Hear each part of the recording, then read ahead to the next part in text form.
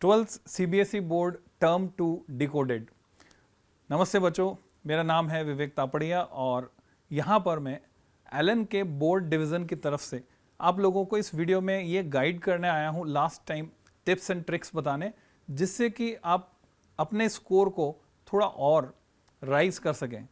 सो CBSE term 2 जैसा कि आपको पता है सर पर आपके एग्ज़ाम आ चुके हैं, 26 तारीख से शुरू हो गए हैं और आगे जो पेपर है हिंदी का कब है, केमिस्ट्री का है, फिजिक्स, फिर लास्ट में मैथमेटिक्स।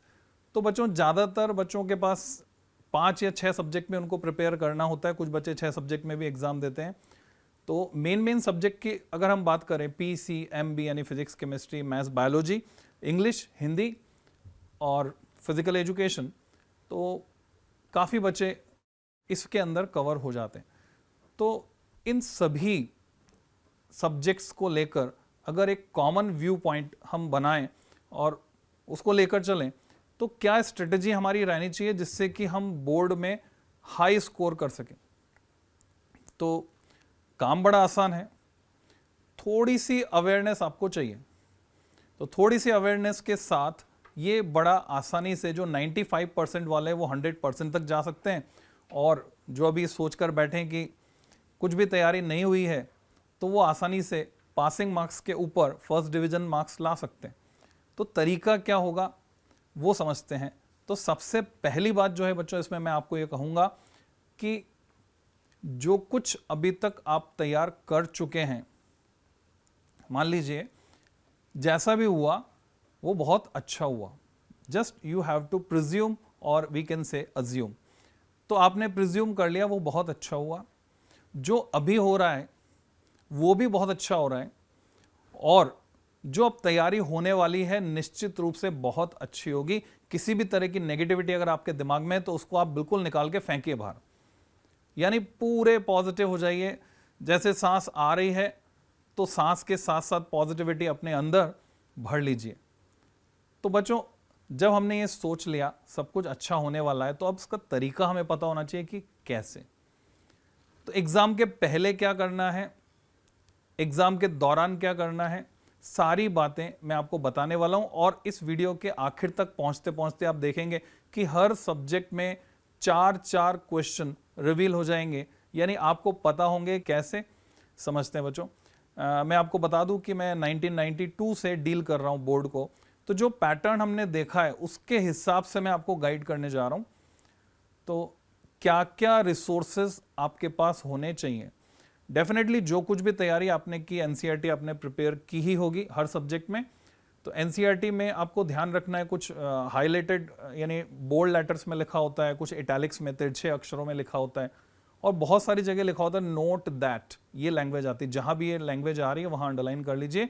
निश्चित रूप से इन सब पर क्वेश्चंस फ्रेम होते हैं हर सब्जेक्ट में, चाहे वो बायोलॉजी हो, चाहे केमिस्ट्री हो, चाहे मैथमेटिक्स या फिजिक्स। तो एक तो एनसीईआरटी है बेस बुक। उसके बाद हम आ जाते हैं मोस्ट इंपॉर्टेंट क्या है। अगर अभी तक जो भी तैयारी में आपको ध्यान नहीं आया है तो अब नोट कर लीजिए। सबसे पहले जब भी आप पढ़ने बैठें, जिस भी सब्जेक्ट का रिवीजन कर रहे हैं या फाइनल प्रिपरेशन कर रहे हैं, आपके पास उसका सिलेबस होना चाहिए विद डिलीटेड पोर्शन, कि कितना कंटेंट उसमें डिलीट हुआ है आपके इस सेशन 21-22 के लिए। तो वो डिलीटेड पोर्शन मार्क हाईलाइटेड होना चाहिए, तो वो साथ में लेकर बैठे, क्योंकि डिलीटेड पोर्शन आपको बिल्कुल भी तैयार नहीं करना है बच्चों। रीजन, बोर्ड में नहीं आएगा, पर कंपटीशन के लिए आपको उसको कंसीडर करना है, बोर्ड के लिए उसको कंसीडर नहीं करना है। तो सिलेबस आपके सामने होना चाहिए with deleted portion. Second, board ने हर सब्जेक्ट में एक सैंपल पेपर इशू किया है, और हर साल का रिकॉर्ड है कि उस सैंपल पेपर से 2 क्वेश्चंस, कम से कम 2 क्वेश्चंस एज इट इज आ जाते हैं, और कई बार थोड़ा बहुत डेटा चेंज के साथ सेम कंसेप्ट पर वो पूछ लेते हैं। यानी आपने सैंपल पेपर बहुत अच्छे से किया है, तो ये जो सब्जेक्टिव पैटर्न इस बार है, आप सभी को पता है कि इस बार जो टर्म 2 है सब्जेक्टिव पैटर्न है, और सब्जेक्टिव पैटर्न में लिखने का तरीका कुछ विशेष होता है। पूरे नंबर आपको अगर लाने हैं तो अब उसमें आप फोकस कर सकते हैं बच्चों। जो सीबीएसई के सैंपल पेपर आए हैं और सैंपल पेपर के सॉल्यूशन आए, अगर उसमें आप गौर करेंगे, चाहे वो मैथमेटिक्स हो, चाहे केमिस्ट्री हो, चाहे फिजिक्स हो, हर एक सब्जेक्ट में उसमें डिस्क्रिप्टिव आंसर से इस बार। अभी तक सीबीएसई में हम लोग कहते थे टू द पॉइंट लिखना है, पर इस साल आपको हर सब्जेक्ट में डिस्क्रिप्टिव लिखना है, पूरी डिटेल आपको वहां पे बतानी ही होगी। मैथमेटिक्स में आप कोई भी स्टेप स्किप नहीं कर सकते बच्चों, स्टेप मार्किंग वहां पर है। तो ये ध्यान रखना है आपको कि सैंपल पेपर में जो क्वेश्चंस हैं, फिजिक्स, केमिस्ट्री, बायोलॉजी की अगर बात करें तो 12 जो सवाल हैं, 12 क्वेश्चंस, 35 मार्क्स का पेपर है, तो क्वेश्चंस कम है, टाइम 2 आवर्स है। इसी वजह से पैटर्न इस तरह का हो गया है कि आपको पूरा डिस्क्रिप्शन लिखना है। पर जब आप डिस्क्रिप्शन लिखने पर आ रहे हैं तो ये नहीं कि पूरे के पूरे पैराग्राफ लिख डालें, पैराग्राफ को ब्रेक करके छोटे पैराग्राफ बनाएं और उसमें टू दी पॉइंट जो आंसर है, जो की पॉइंट्स हैं, उनको अंडरलाइन करने की आदत अभी से डालें। ये प्रैक्टिस बनाएं जिससे कि एग्जाम में भी उसको आप मेंटेन कर सके, क्योंकि एग्जामिनर को अगर इरिटेशन हुआ तो आपके मार्क्स कॉपी में नहीं आएंगे। तो कॉपी जो चेकर है उसको आसानी होनी चाहिए। उसको आसानी कब होगी? जब उसे पूरा का पूरा पैराग्राफ नहीं पढ़ना पड़े और अंडरलाइन कंटेंट उसको सामने साफ साफ दिखाई दे। तो टू दी पॉइंट आंसर, की पॉइंट्स, जो की वर्ड्स हैं उनको आप अंडरलाइन करेंगे। न्यूमेरिकल में जो फाइनल आंसर निकल के आ रहा है उसको आप ब्लॉक में बंद करेंगे फाइनली, और जो फॉर्मूला आप काम में ले रहे हैं न्यूमेरिकल के लिए, उस फॉर्मूले को आप अंडरलाइन करके आएंगे, उसको हाईलाइट करके आएंगे, एग्जामिनर को वो आसानी से दिखना चाहिए। तो बच्चों ये हुई अभी पहले प्रैक्टिस की बात। और प्रैक्टिस के लिए आप क्या ले रहे हैं? एक तो सैंपल पेपर जो बोर्ड ने इशू किया, और एक और बात मैं आपको बता दूं, बहुत सारे बच्चों को नहीं पता होगा, रिसेंटली जो एकेडमिक वेबसाइट है सीबीएसई की, एकेडमिक वेबसाइट शैक्षणिक, तो एकेडमिक वेबसाइट पर उन्होंने additional questions, practice question upload किए। तो वहां जाएं एकेडमिक वेबसाइट पर, हम कोशिश करेंगे इसका लिंक जो है डिस्क्रिप्शन में डाल दें, तो उस पर जाकर वहां से वो जिन भी सब्जेक्ट्स के हैं, मैं पीसीएमबी में है अवेलेबल, तो वो एक्चुअल में एक एक एक्स्ट्रा एडिशनल पेपर है। तो जब हम उस एडिशनल क्वेश्चन बैंक को देखते हैं और पुराने सैंपल पेपर को देखते हैं तो लेवल में ये डिफरेंस है। सैंपल पेपर जो है वो यहाँ है, तो ये जो एडिशनल क्वेश्चन बैंक है यहाँ है। तो अब सवाल ये उठता है कि जो एक्चुअल पेपर आपका मिलने वाला है आपको एग्जाम में, वो किस लेवल का होगा। तो बच्चों जो मेरा अनुभव है वो ये कहता है, जो हमारी पूरी टीम है वो इससे सहमत है कि आपका पेपर ना तो एग्जैक्टली सैंपल पेपर के लेवल का होगा, ना इस एडिशनल प्रैक्टिस क्वेश्चन बैंक के लेवल का होगा, वो इसके बीच में कहीं होगा। पर यह तय है इनडायरेक्टनेस आपको मिलेगी, वहां जो क्वेश्चंस आपको मिलेंगे वो डायरेक्ट नहीं मिलेंगे, इनडायरेक्ट क्वेश्चंस होंगे, इसलिए आपको वैसी प्रैक्टिस बनाकर चलना है। पर घबराने की जरूरत नहीं है, क्योंकि आप जानते हैं इस ऑब्जेक्टिव को अटेन करने में कोई विलेन नहीं है। सभी चाहते हैं आपके ज़्यादा से ज़्यादा नंबर आए, आप भी चाहते हैं आपके अच्छे मार्क्स आए, आपके पेरेंट्स चाहते हैं, टीचर्स चाहते हैं, इवन सरकार भी चाहती है रिजल्ट अच्छा हो। तो ऐसी सिचुएशन में कोई भी आपके नंबर काटना नहीं चाहता, सब आपको नंबर देना चाहते हैं। बस आप तैयार हो ठीक से लिखने के लिए, रिप्रेजेंट ठीक से करने के लिए, तो आपको नंबर तो मिलना तय है। तो बच्चों बस ये ध्यान रखना है, इनडायरेक्टनेस क्वेश्चंस में होगी, तो प्रिपरेशन अकॉर्डिंगली करें। जब आप एडिशनल प्रैक्टिस क्वेश्चन का वो सेट यानी वो पेपर भी कर लेते हैं, तो आपने 2 पेपर कर लिए, sample paper plus additional question paper, तो आपके 4 सवाल आउट हो गए, क्योंकि 2 उसमें से आएंगे, 2 उसमें से आएंगे एटलीस्ट। तो 4 क्वेश्चन आप लिख कर ले लीजिए मेरे से। ये क्वेश्चन आपको या तो एग्जैक्टली सेम मिलेंगे, और अगर डिफरेंस आया तो थोड़ा बहुत डिफरेंस आएगा, कंसेप्ट वही रहेगा बच्चों।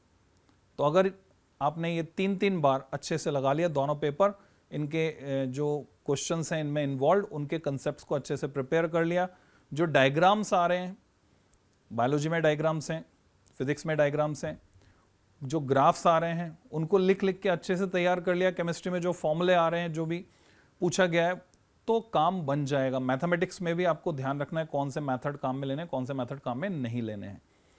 तो इन 2 पेपर से आपकी अच्छी प्रैक्टिस होने वाली है, लास्ट टाइम में इन्हीं को आपको करना है। अब पूरी तैयारी हमारी हो गई, अब एग्जाम, कल मान लीजिए आपको एग्जाम देने जाना है, सीबीएसई ने प्रॉपर गैप रखा है आपके 2 पेपर्स के बीच में, तो बड़े आराम से आपको टाइम मिल रहा है प्लानिंग का।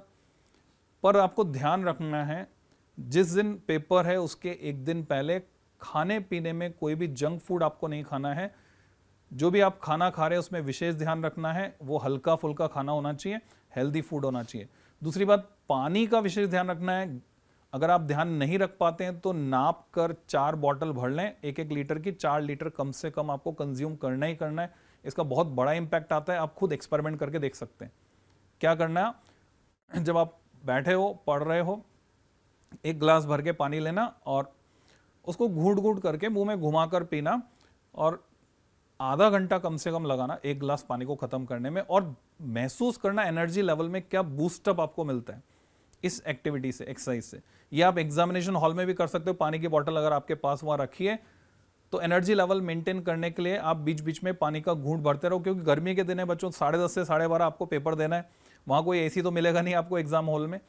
तो इन बात का विशेष ध्यान रखकर इसका फायदा आप उठा सकते हो, इसको प्रैक्टिस में लाओ, ये आगे भी जीवन में बहुत काम आएगा। तो पानी का विशेष महत्व है, गर्मी में इसका महत्व बढ़ जाता है। फिर आप पहुंच गए एग्जामिनेशन हॉल में, पेपर आपके सामने है, आपको अटेम्प्ट करना है। सवाल ये उठता है कि पहले कौन सा क्वेश्चन करें। तो उन सारे क्वेश्चंस में 15 मिनट आपको मिलने वाले हैं छांटने के लिए, सॉर्टिंग करने के लिए। उन सारे क्वेश्चंस में ध्यान से देख लीजिए जो जिसमें आप मोस्ट कॉन्फिडेंट हैं, और मैं सजेस्ट करूंगा कि जो चॉइस वाले क्वेश्चंस हैं उसमें से चुन लीजिए, क्योंकि 2 हैं, 2 में से कोई सा एक करना रहेगा। तो जिनमें आप मोस्ट कॉन्फिडेंट हैं, ऑर्डर मैटर नहीं करता है, आप सबसे पहले वो कीजिए। आपकी कॉपी में वो कंटेंट होना चाहिए जो कॉपी चेकर को भी इंप्रेस कर सके, यानी जो आपको सबसे अच्छे से आता है वो सबसे पहले करना है आपको। प्रॉपर नेमिंग सीक्वेंस उसमें मार्क करते हुए क्वेश्चन नंबर, हाँ, इंटरनल सीक्वेंस आप ब्रेक नहीं कर सकते। कोई क्वेश्चन नंबर 6 से उसके 3 पार्ट हैं तो वो 3 पार्ट एक ही जगह होंगे, फर्स्ट सेकंड थर्ड सीक्वेंस में होंगे, ये विशेष ध्यान रखना है। तो बच्चों ये हुआ क्वेश्चन अटेम्प्ट करने का तरीका। कुछ बच्चों की क्वेरी होती है, सर पेंसिल इस्तेमाल कर सकते हैं क्या डायग्राम बनाने के लिए, पेन कौन से कलर का लेना है। तो बच्चों सिर्फ एक ही पेन चलेगा, ब्लू या डार्क ब्लू, और उसी पेन से आपको डायग्राम भी बनाने, उसी पेन से आपको लिखना भी, उसी से अंडरलाइन भी करना है, सब कुछ उसी से करना है। हाँ, पेंसिल की मदद आप ले सकते हैं डायग्राम्स में। मान लीजिए आपने पेन से डायग्राम बनाया तो लेबलिंग आप पेंसिल से कर दीजिए। डिस्टिंग्विश आपको कहीं पे करना है डायग्राम में, लाइंस के बीच अंतर करना है, रे डायग्राम में सपोज उनके बीच डिफरेंस करना है, या बायोलॉजी में कोई डायग्राम में नेमिंग करनी है, नेमिंग आप पेन से कर दीजिए, डायग्राम पेंसिल से, नहीं तो रिवर्स कर लीजिए। तो ये सजेस्टेड रहेगा कि पेन और पेंसिल का कंबाइंड यूज आप कर सकते हैं डायग्राम बनाने में।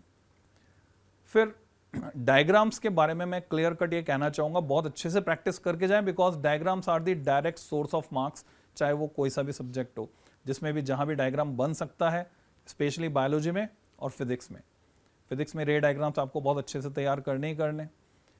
तो डायग्राम्स पे आप अपना फोकस रखें, तैयारी के दौरान अच्छे से उनको प्रैक्टिस करके, खाली देखने भर से काम नहीं चलेगा, बनाकर प्रैक्टिस करनी होगी तब काम चलेगा। तो बच्चों अब एग्जाम के दौरान आपने इन बातों का अगर ध्यान रख लिया और 2 क्वेश्चंस के बीच में प्रॉपर गैप छोड़ा, एक क्वेश्चन में 2 पार्ट हैं तो गैप छोड़ा, 2 या 3 लाइन का गैप छोड़ दीजिए, जिससे कि एग्जामिनर को भी चेक करने में आसानी होगी, उसको समझ में आ जाएगा हाँ यहाँ पहला आंसर खत्म हो गया, दूसरा आंसर है।